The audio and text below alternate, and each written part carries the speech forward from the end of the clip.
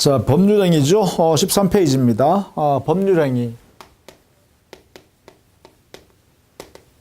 이 법률행위는 우리 민법 총칙에서 제일 중요한 것뿐만 아니라 민법 전반에 대한 개념에서 제일 중요한 게 법률행위라는 개념이에요. 왜냐하면 우리가 권리 의무를 만들어내는 과정에서 말입니다. 사람이 자유롭게 의사결정해서 거래행위를 하는 그 모든 행위를 법률행위라고 합니다. 이 법령에서 당사자가 권리 의무 관계를 맺게 되고, 그래서 권리 의무가 발생하면 이 민법에 따라서 권리 의무 관계에 관하여 서로 다툼이 생기면 민법에 의해서 해결하는 것이죠. 이 법령이 아닌 사유에서 이루어지는 것을 우리는 법률 규정에 의한 원인이 발생했다 이렇게 하고, 그 법률 규정에 의한 원인일 때는 법률 규정에 따라서 그냥 그대로 권리 의무 관계를 규율을 하면 돼요.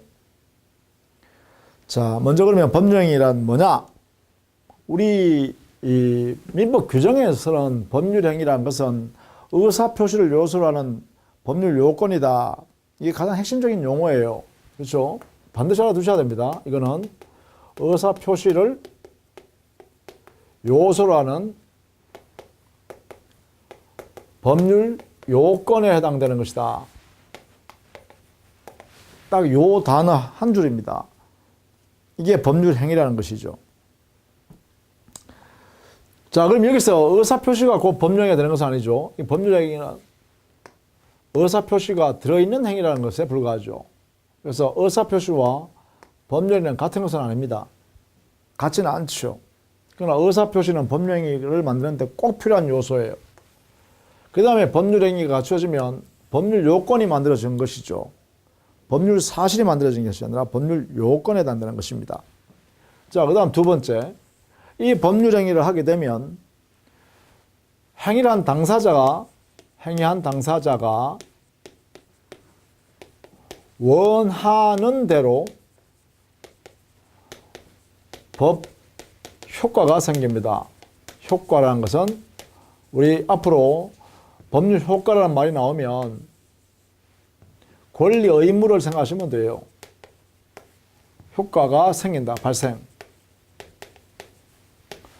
여기에 중요한 게 뭐냐? 당사자가 원하는 대로 생긴다는 거예요. 원하는 대로.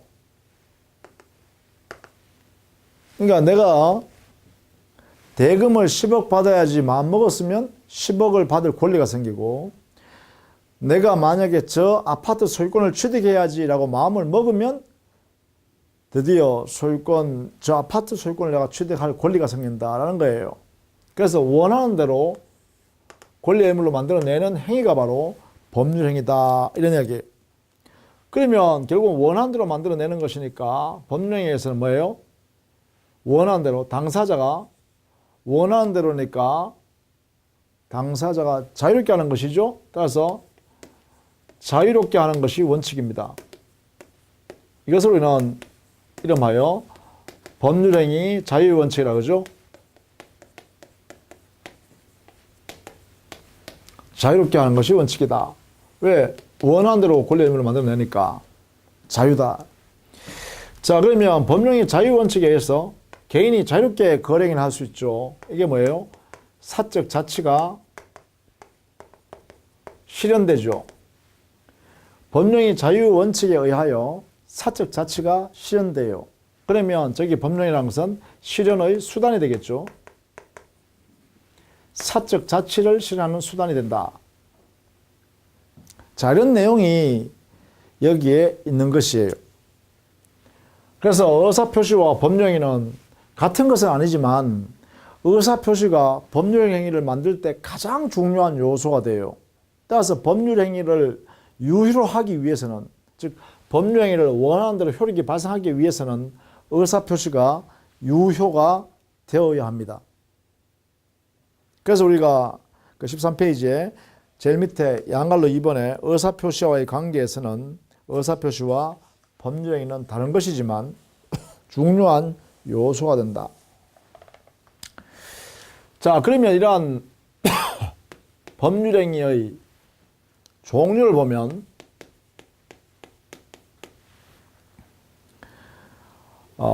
의사표시 이 개수를 가지고 그리고 방향을 가지고 나누어 보면 법률행위는 단독행위, 계약, 합동행위 이렇게 나누입니다. 단독행위란 것은 의사표시 한 개를 가지고 이루어지는 거고, 계약이란 것은, 합동이란 것은 전부 다 의사표시가 2개 이상입니다. 그러면 2개 이상의 의사표시가 계약에서는 서로 대립되는 모습을 가지고 있어요. 서로 마주보고 있는 형태가 되는데, 합동행위의 의사표시 2개 이상은 같은 방향으로 같이 가는 형태가 됩니다. 의사표시 모양이요. 자, 이렇게 나눈다는 거죠. 그래서 단독행위는 의사표시 한 개로서 이루어진 법률행위를 말한다. 이때 여기에 조심해야 될 게 이 단독행위에 대한 내용을 조금 봐두시기 바랍니다. 왜냐하면 계약은 계약법에서 우리가 상세히 보잖아요.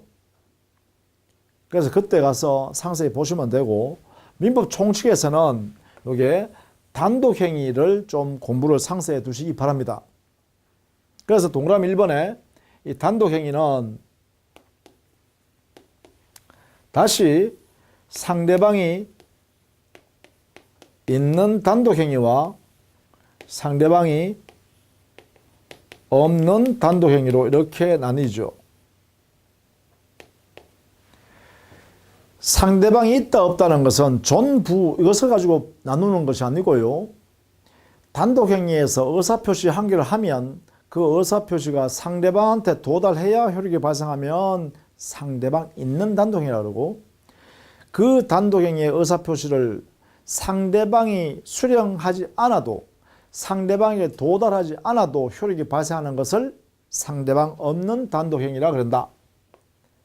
자, 상대방 있는 단독행위에는 어떤 것이 있고 상대방 없는 단독행위는 어떤 것이 있는가, 이것을 좀 암기해 두시는 게 좋겠다.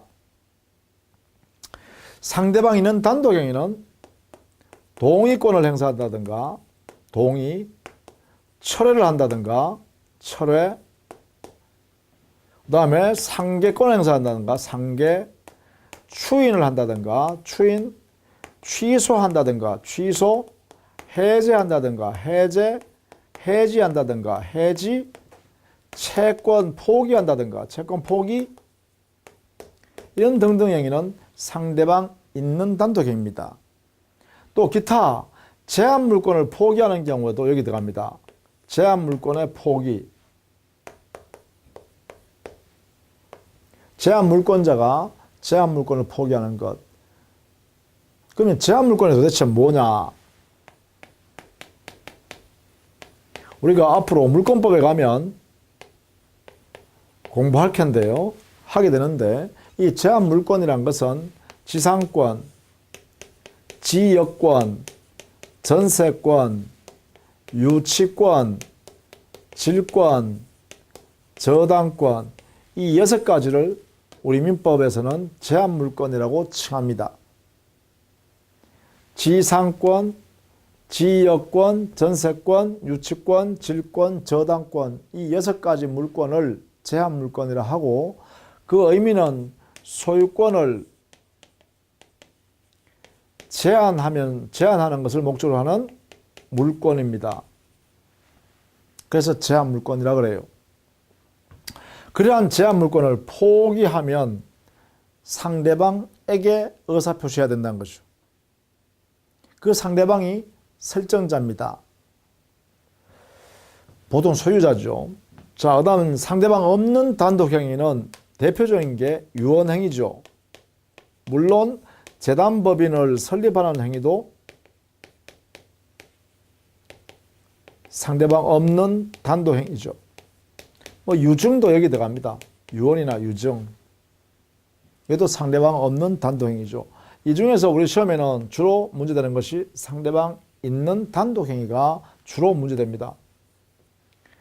자, 이러한 단독행위는요, 법에 정해져서 허용될 때만 단독행위를 할 수 있습니다. 법정주의입니다. 단독행위는 당사자가 자유롭게 할 수 없습니다. 만들어낼 수가 없습니다.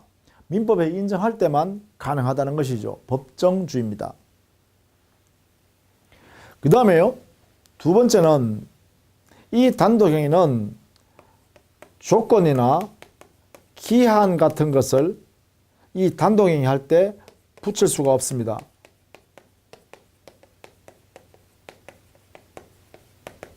조건이나 기한을 붙여서 단독행위를 할 수가 없다는 것입니다. 세 번째는 계약법 규정을 여기에 유추 적용할 수 없다는 것이 원칙입니다.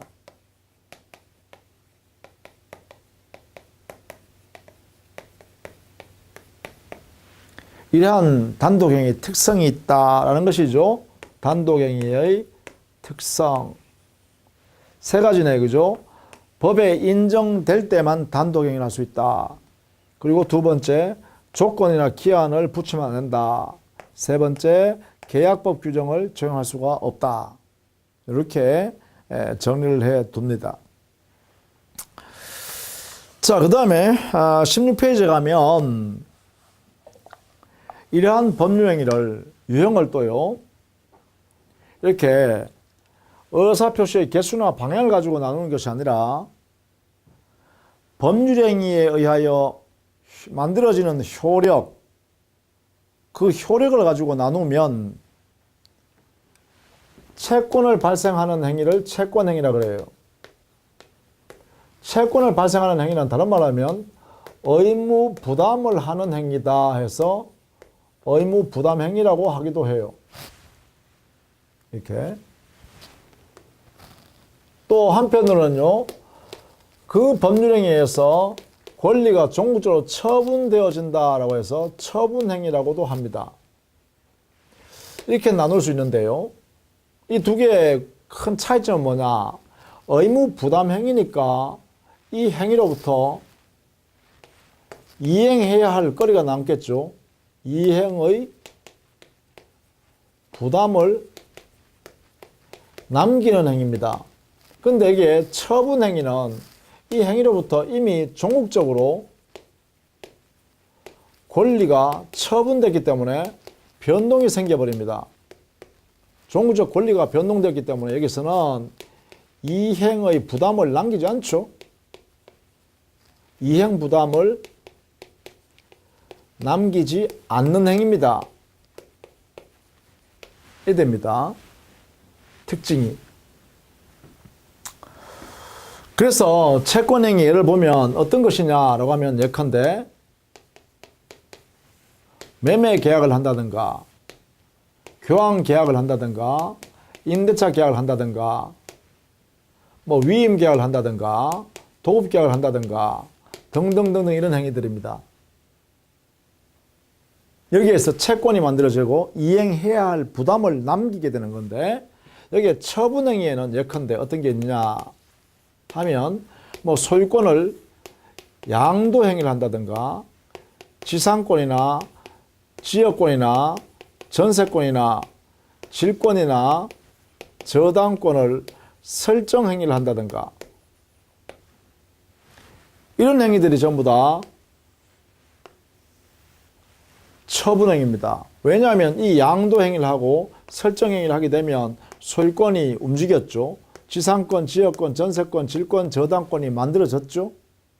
그래서 종국적으로 권리가 만들어졌다는 것입니다. 자, 이런 것들은 우리가 민법에 있는 물권을 움직이는 행위니까 물권행위라고 통칭할 수 있겠죠.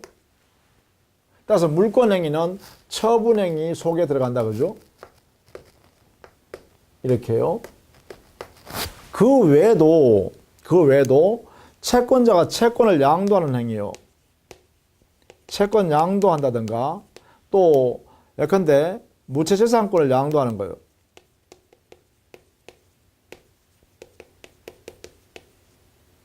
무채재산권을 양도하는 행위. 이런 것도 역시 종국적으로 이러한 재산권을 넘겨줘 버리는 행위죠. 그러니까 이 행위도 역시 저기 있는 처분 행위가 된다라는 것이에요. 이 양도 행위 함으로써 채권이 넘어가 버렸죠. 무채재산권 넘어갑니다. 자, 이때 여기 또 무채재산권이 어떤 의미냐? 무채재산권은 정신적 창조물에 대한 권리입니다. 예컨대 뭐 특허권을 말하는 것, 실용권, 뭐 오늘날에는 디자인권 이런 것도 있죠. 저작권 등등등등 이렇게 해요. 그래서 정신적 창조물에 대한 권리를 우리는 무체재산권이라 해요. 이러한 무체재산권을 양도하는 것도 처분행위다. 왜? 종국적으로 권리가 넘어가 버리니까.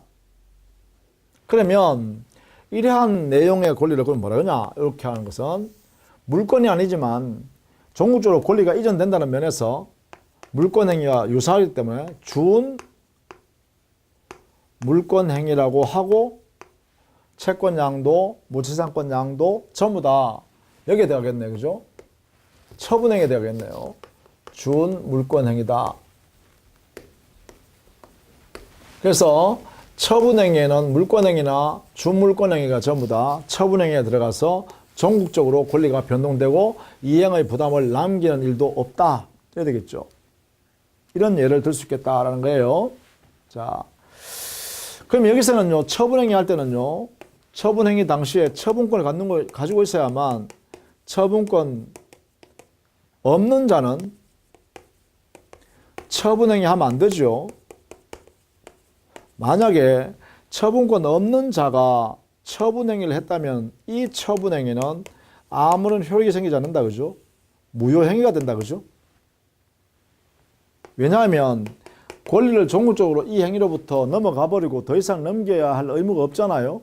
그러면 이 행위할 당시에 그 처분권이 있어야 돼요. 소유권이 있어야 소유권 넘겨줄 수 있겠죠. 내가 저작권이 있어야 저작권을 다른 사람한테 넘겨줄 수 있겠죠. 내가 특허청에서 특허권을 내가 가지고 있어야 특허권을 넘겨줄 수 있겠죠. 그러니까 그러한 권리가 없는 사람이 넘겨주겠다고 약속하더라도 이것은 무효죠. 없다 의미가. 그죠? 자, 이런 내용을 우리는 채권행위와 처분행위를 이렇게 나누어 볼 수가 있다라는 것입니다. 자, 그 다음에 17페이지에 보면 유상행위, 무상행위가 있죠. 유상이라는 개념을 알아두시면 되겠어요. 유상과 무상 이렇게 했는데, 이 유상이라는 것은 거래행위를 전체를 실현하는 과정을 다 보는 거죠. 거래행위의 실현 전 과정을 살펴 서로 대가적 급부 이행이 있으면, 급부 이행 관계가 있으면 유상행위라고 합니다. 그러니까 대가적 급부 실현 관계가 있다. 주고받는 관계가 있더라. 주고받더라. 그러면 유상행위라고 합니다. 그런데 이 과정이 없으면 무상이라 그러죠. 보통 무상행위의 대표적인 게 증여죠, 증여. 유상의 대표는 매매입니다, 매매. 그렇죠? 대표적으로 이렇게 예를 들 수 있겠다라는 것입니다. 보통 유상행위에는요, 매매가 대표적이니까 매매에 관한 민법의 매매 규정을 유상행위에 적용할 수 있어요. 일반적으로. 이렇게 해석합니다. 자, 그 다음에 17페이지에 가면 거기에 하단에 신탁행위 있죠? 신탁행위란 것은 당사자가 상대방을 믿기 때문에, 신뢰할 수 있기 때문에 당사자의 경제적 목적보다가 더 큰 권리를 상대방한테 맡기는 거예요. 그것을 신탁행위라고 그래요. 예를 들면 내 재산을 상대방이 맡아서 보관하고 사용 수익하면서 이득을 내한테 나중에 주기로 하는데 그것을 잘 부탁해 주세요. 그러면 그 상대방한테 원래는 사용 수익에서 이득을 생기면 내한테 주는 이런 내용만 하면 되잖아요. 근데 상대방한테 소유권을 아예 맡겨버리는 거죠. 그러면 그 상대방 소유권을 부탁해서 받은 사람이 소유자냐? 소유자는 아니죠. 소유권은 내가 가지고 있는데 다만 이를 그렇게 다른 사람한테 제3자한테 빌려줘서 이득을 취하거나 그러면 법률관을 좀 명쾌하게 하기 위해서 내가 소유권 니한테 맡겨놓을게. 이렇게 하는 것에 불과하죠. 이때 자기 재산권을 상대방한테 맡기는 행위를 신탁행위라고 그래요. 이 신탁행위는 원칙적으로 당사자끼리 경제적 목적보다 더 큰 재산권을 상대방한테 맡기는 행위입니다.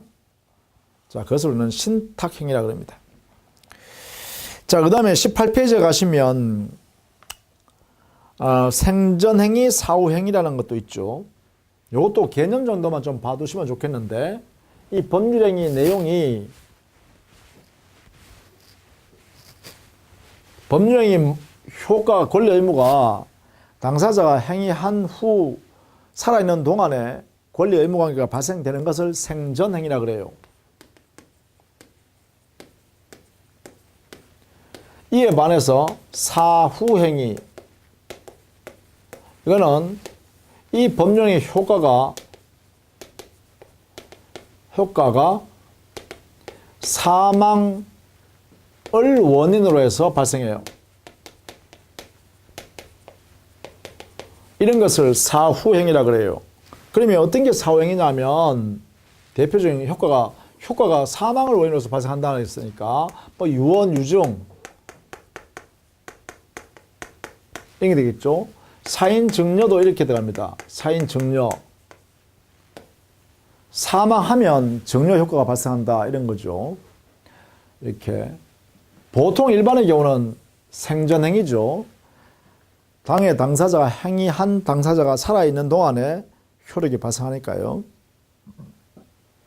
그 다음 8번에 주된 법률행위와 종된 법률행위, 주된 행위와 종된 행위로 이렇게 구별하는데요. 여기에 의미는 뭐냐? 이 종된 행위는 주된 행위와 함께 이렇게 운명을 같이 해야 돼요.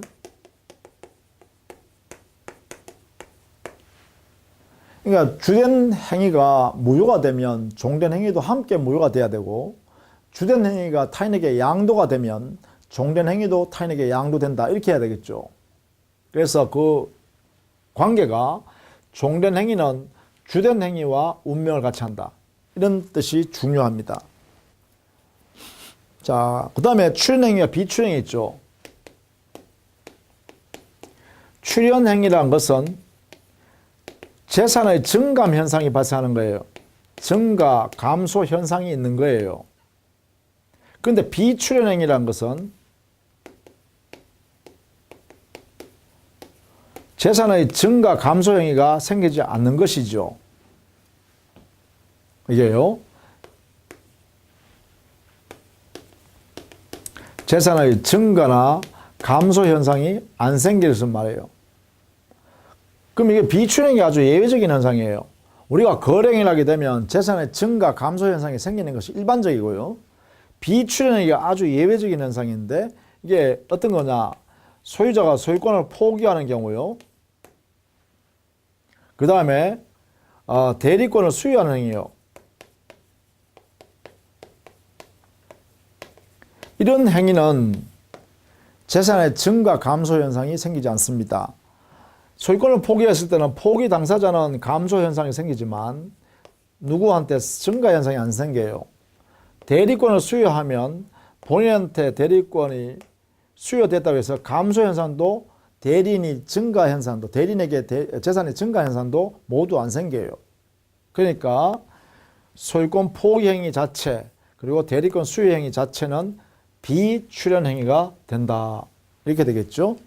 개념적으로 이렇게 의미를 봐두시면 좋겠다라는 것입니다. 자, 이렇게 해서요. 이 법률행위의 일반적인 모습을 개념과 그리고 종류를 살펴봤습니다. 이거는 우리가 공부함에 있어서 기본 베이스가 되는 것들이니까 이런 내용을 이렇게 이해를 좀 해 두시면 좋겠다라는 것이에요. 자, 다음 시간부터는 조금 어려운 내용을 또 시작합니다. 법령의 요건 해가지고요. 조금 복잡고 어려운 부분, 이제 실제로 시험에 바로바로 묻는 것들, 이런 것들이 나오게 되니까 다음 시간에 또 열심히 공부합시다. 수고했습니다.